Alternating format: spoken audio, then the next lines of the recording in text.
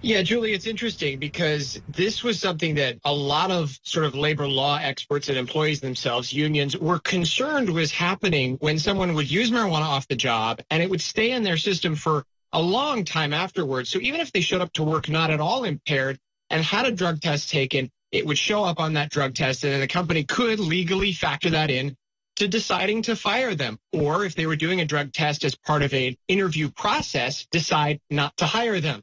Well, now California is going to make it illegal for companies to do that. Obviously, it's not illegal for companies to say you can't be impaired on the job, but you can't be penalized for having used marijuana outside of work. It's the seventh state now to do this. But what California does, the country tends to pay attention to. Remember when California legalized recreational marijuana, a whole bunch of states then followed suit shortly thereafter. So what this does is it keeps companies from testing for non-psychoactive cannabis in someone's system. And it does still allow, as you said, some exceptions. It allows these tests for people who are in construction. It also allows them for anybody who needs a federal background check as part of their employment because, again, marijuana is still illegal at the federal level, Julie. Well, James, I understand this was part of a slew of other marijuana-related bills the governor signed. What were some of the other measures? What would they do?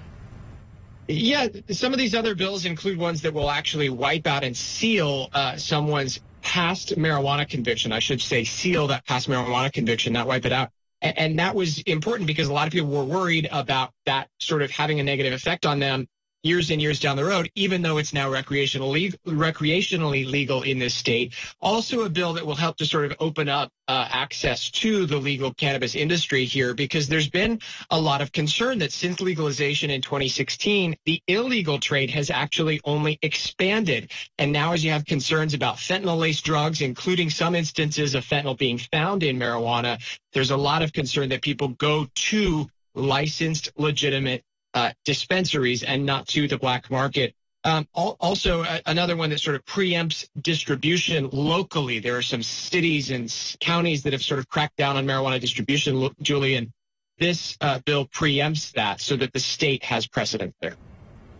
Interesting topic. Newsy's James Packard reporting from Los Angeles tonight. Thanks so much for that.